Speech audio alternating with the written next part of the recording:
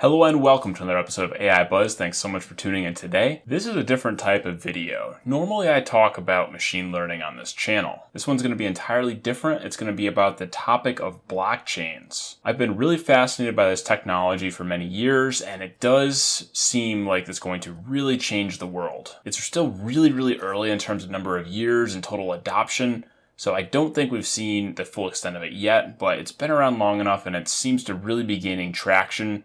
I'm beginning to see and hear a lot of people in my everyday life bring it up and talk about it more openly and freely, and I feel like that's a huge step for everyone to be getting on board with it. While it's an awesome technology, unfortunately, a lot of the blockchains I've read up on probably aren't so suitable for actually doing machine learning computations. In order for this to happen, it seems like each user on the network would need to hold a pretty significant amount of data compared to what they have to now. I think in order for that to happen, each user on this machine learning blockchain would have to hold a significant amount of data on their machine or cell phone or whatever, and that really is going to limit the amount and number of users that would be able to participate in this network. And that's really against the sort of main thesis of blockchains, which is to really have it accessible for everyone and not have some sort of compute or storage limitations put on who can participate in it. The space is so innovative, though, that I really do think we're going to see some creative way, some innovative way to actually make this happen. It just doesn't seem like there's really many options out there for it right now, but that could definitely change in the future, and I hope it does. Some of the extremely centralized cloud compute monsters like Amazon or Google, they have a complete stranglehold on global compute because all these companies essentially are running their companies on top of Amazon or Google and their cloud infrastructure.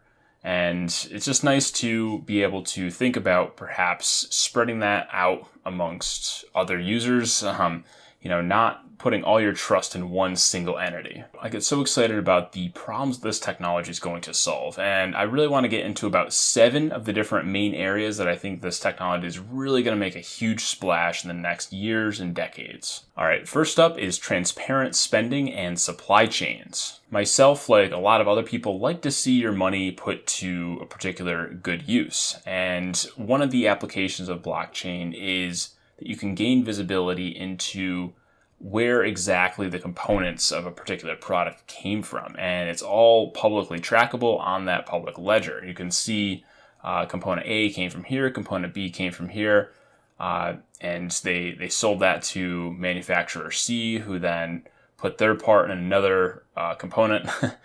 So you can really trace it back from like raw materials all the way up to the finished product. And that kind of visibility is huge. I read a really cool Business Review article that really showed that it's going to increase the efficiency of manufacturing things. And one example they gave is, say, a certain product requires component A, component B, and then another manufacturer is making something that requires A and C. Well, if manufacturer 2 is running low on one of their components, they don't need that other component, and that could be better used by going to the other manufacturer.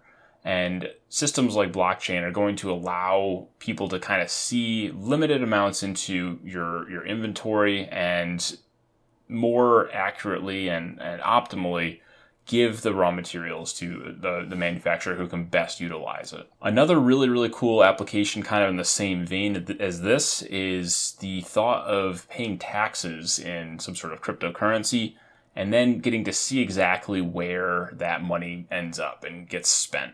I realize that's probably a real far shot. It's probably decades away if it ever happens, but think of how cool that would be, because right now you pay taxes and it kind of goes out into this ether of tax funds, and you have no idea what it actually really ended up going to. That would be such a cool application in my mind if you could actually see, well, okay, my money went to funding education or preserving the wilderness or something like that. That'd be awesome. All right, application number 2 is no payments to middlemen. And what I mean by middlemen are sort of these really centralized companies. A lot of them are huge companies now, things like Amazon or eBay. These companies take fees because they are these massive middlemen, and they provide infrastructure that can't really be provided somewhere else. Since they're able to do that, they take a big percentage and they kind of have a monopoly on their particular domains. Take a company like eBay. So they connect buyers and sellers of goods. When someone sells a product, they have to pay a 10 to 15% selling fee to do that. And they pay that to eBay because they provide the service, the infrastructure that allows them to list their products and connect people. But if this same application were enabled on the blockchain, sellers would be paying into something like gas fees or paying into the network. This wouldn't be going to a centralized company that is going to take a big percentage of that. And I think it's going to more optimally provide services. And a lot of these same services can be done on the blockchain. And you don't have to pay these huge companies, these exorbitant fees to actually keep them running. So speaking of middlemen, my third application is banking. Obviously, a consequence of a blockchain is you have a cryptocurrency, a sort of a financial instrument that you can transact in. And that really cuts out the middleman of banks. You don't need them to store your money anymore. People can keep track of their own finances in a very, very secure way. Banks also loan out money at really, really high interest rates. And one awesome field that's booming in cryptocurrency and blockchain technology is the field of decentralized finance, is becoming to be called. And this essentially is allowing everyday people to kind of loan out their spare cash and then earn interest from that. And it's not, once again, it's not going to these really centralized corporations where people at the top are taking tens, hundreds of millions of dollars in money off the top. It's more evenly being distributed amongst people. Another really, really cool application is creating a record of truth. And I think that's extremely important in our world today. There's so much fake news going on, so many claims of, oh, that didn't happen. I feel like I've read articles over the years of people trying to incorporate some sort of system of keeping track of facts on this public ledger that you should not be able to dispute. It could be voted on by members of the network. Did this factually happen or not? And then tracked over time. And if that ever comes into question, that could be referred to as kind of the beacon of truth, and that should be ideally not questioned. And I realize not everything could fit on here. A lot of things come down to politics or people disagreeing.